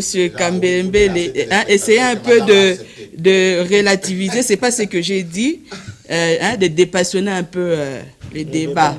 Parce que nous savons que vous êtes porte-parole de l'UDPS, mais il faudrait quand même accepter les opinions des autres. Oui, donc c'est ça. Nous savons que nous qui sommes de l'école de Délice et Sanga à l'envol, oui, nous sommes de l'école de Délice et Sanga. Nous sommes toujours pris pour des gens qui sont rigides, mais ce que nous empêchons, c'est que ce pays puisse tourner dans ce cercle vicieux. Nous tournons en rond. Et lorsque nous voulons donner, parce que jamais nous n'avons déjà critiqué sans donner des propositions. Donc voilà. Et ce que je pourrais dire, c'est qu'il ne faudrait pas juste citer nommément le Rwanda, il faudrait agir. Maintenant, nous sommes dans ce temps-là de pouvoir agir. Parce que le président a eu 5 ans de réflexion. Je pourrais dire même qu'il a eu 1825 jours dans son quinquennat passé de pouvoir réfléchir. Maintenant, là, il faudrait, s'il vous plaît, il faudrait qu'il prenne ses responsabilités en main en tant que père de la nation, en tant que garant de la nation, de pouvoir agir. Parce que lorsqu'il dit qu'il ne veut pas que le sang puisse couler à l'RDC, à l'est de l'RDC, le sang continue de couler tous les jours qui passent. Monsieur le réserviste vient de parler de cette maman qu'on a enterrée avec son bébé sur le dos. Et je ne sais pas, ces personnes-là... On ne l'a pas enterrée parce qu'elle est décédée, on l'a enterrée vivante. Mais c'est ça. Et cette cruauté-là, s'il vous plaît, cette cruauté-là continue de s'abattre dans notre pays. Et moi, je pense que le fait d'aller, je persiste et je signe, de dire que cette diplomatie avec la Belgique est un non-lieu, c'est un no-way.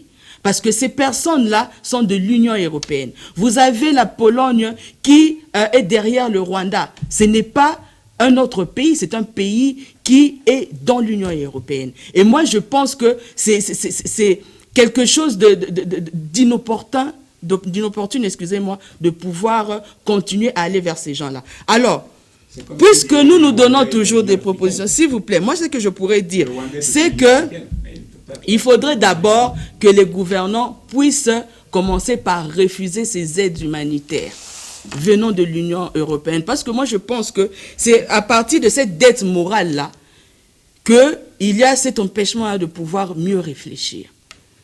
Parce que ces personnes-là qui continuent de piller nos richesses à l'est de la RDC, ils vous montrent qu'ils sont derrière le Rwanda, mais vous continuez toujours à aller quémander de la gentillesse envers eux. Moi, je trouve que c'est un peu opaque par rapport à ça. Donc, il faudrait rediriger cette confiance-là à notre armée. Ici, nous avons des métaux, nous avons des matières premières qui peuvent nous aider à créer nos propres armes, nos propres bombes. Et nous avons des experts qui peuvent le faire. Parce que si nous pensons que notre salut ne peut venir que d'eux, nous mettons dans une case inférieure. Alors que le noir a cette intelligence-là de pouvoir faire ce que le blanc peut faire. Nous voyons avec la Corée du Nord, la Chine, la Russie, ils ont réussi à faire leurs propres armes. Voilà pourquoi même l'Union européenne aujourd'hui ont peur d'eux. Et je pense que par rapport à l'informateur, il y a cette confusion-là qui persiste entre le travail que doit faire l'informateur et le formateur. Moi, je pense que Madame Mami, elle me prend souvent des mots et si on doit parler de l'informateur, le rôle de l'informateur, c'est quoi?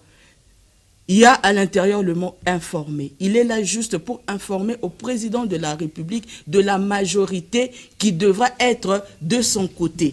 Et le formateur est celui qui doit former le gouvernement. Et on ne doit pas mélanger ça. Et sachant que nous n'avons pas assez de temps pour pouvoir tirer les choses en longueur. Parce que lorsqu'on l'a remis pour pouvoir refaire encore le même travail pendant 1 mois, ça voudra dire que soit le travail n'a pas été fait, soit il y a eu des lacunes par rapport à ça. Et depuis le premier jour, moi j'avais dit qu'il fallait trouver une personne qui a le profil de pouvoir faire ce job-là, d'autant plus que nous savons que nous n'avons pas assez de temps devant nous. D'accord, ce n'est qu'un informateur, les choses doivent être claires. Oui, allez-y. Vous savez, vous-même, voilà. vous connaissez la réponse. S'il vous plaît, nous sommes vraiment à la fin. Le temps, c'est le temps. Je donne la parole au sociologue. Vous allez parler 1 minute par rapport au gouvernement, mais aussi le comportement incivique de ce qui s'est passé sur la route Elenguessa, pour terminer, s'il vous plaît, parce que là, nous avons largement dépassé le temps. Merci beaucoup, madame, pour la parole. Il serait difficile de parler en 1 minute, mais je vais faire un effort. Par rapport au gouvernement qui va... Moi, je parle d'un gouvernement de la guerre, en fait. Il faut nous donner ce gouvernement de la guerre. Et pour moi, en fait, quoi de plus normal qu'Augustin Kabouya soit le prochain Premier ministre? Oui. Non, il ne faut pas dire ça. Non, même pourquoi pas, en fait? Non, mais pourquoi? Mais c'est un citoyen congolais. Mais c'est un citoyen congolais. Est-ce qu'il a le profil? Il n'y a pas d'école ou de formation à suivre pour devenir Premier ministre. Il n'y a pas, en fait. Il n'y a pas. Mais si il répond au profil, pourquoi ne pas lui donner...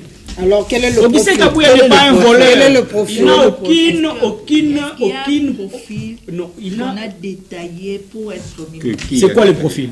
Qui l'a déterminé? C'est lui qui doit déterminer sur le chef de l'État parce qu'il doit trouver quelqu'un qui va lui permettre de pouvoir matérialiser sa vision. Mais s'il trouve en Kabouya la personne qui va lui permettre de matérialiser sa vision, pourquoi pas? Je crois, madame, depuis un certain moment, les partis qui gagnent le plus nombre de députés, c'est les partis qui produisent. Des fois, c'est le chef de ces partis qui prend la direction. Et en ce moment-là, la géopolitique ne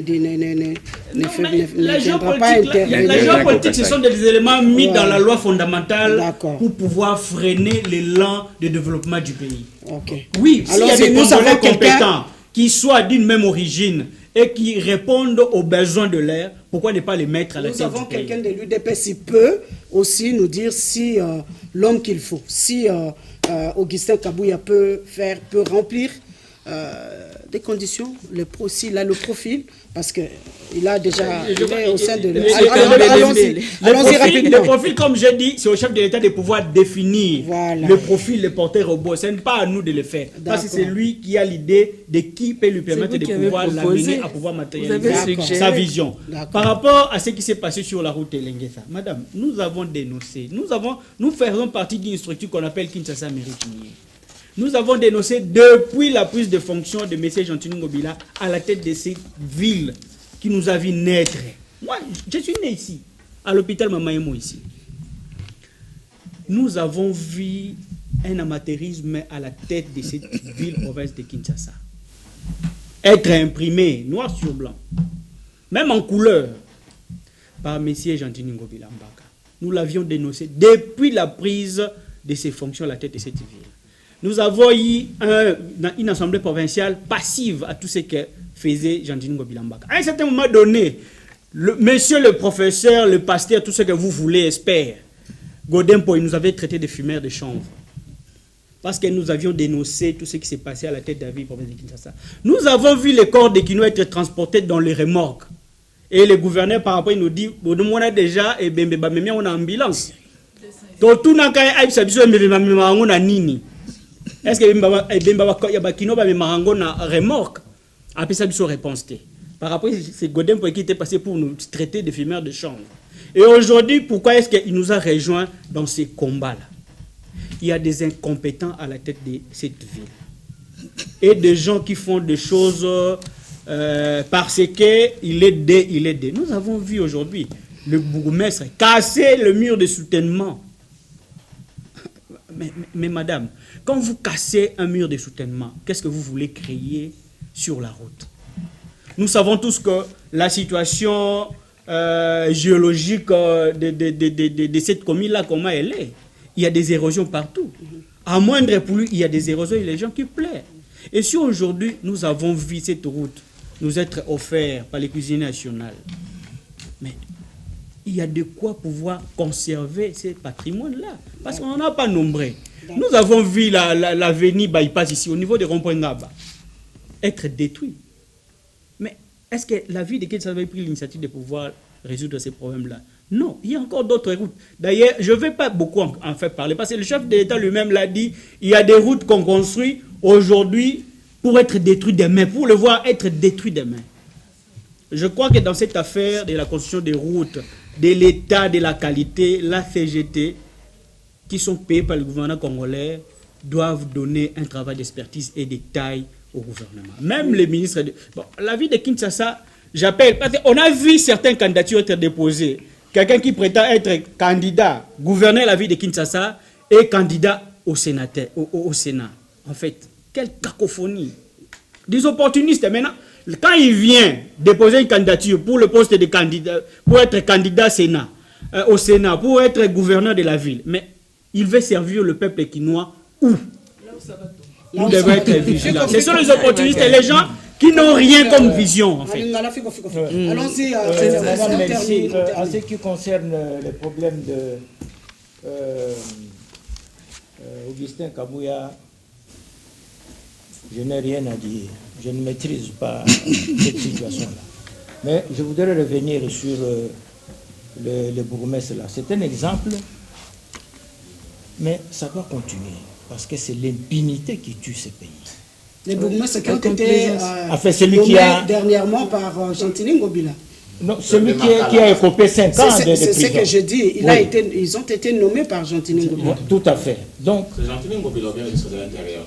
C'est le gouverneur qui il y avait deux listes à un moment donné, la liste de l'intérieur. C'est le gouverneur qui propose, c'est les ministres qui proposent. Ce genre de choses doivent continuer. Mais je voudrais proposer une chose par rapport à ça. Nous avons déjà fait la taille du gouvernement. Nous avons dit qu'il faut faire de la compression.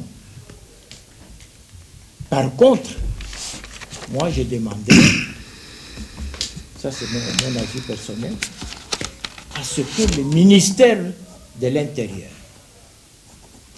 soit divisé en deux. Par rapport à la compression, vous voulez... Okay. Oui. Ouais. Pourquoi j'ai dit ça? Pourquoi j'ai dit ça?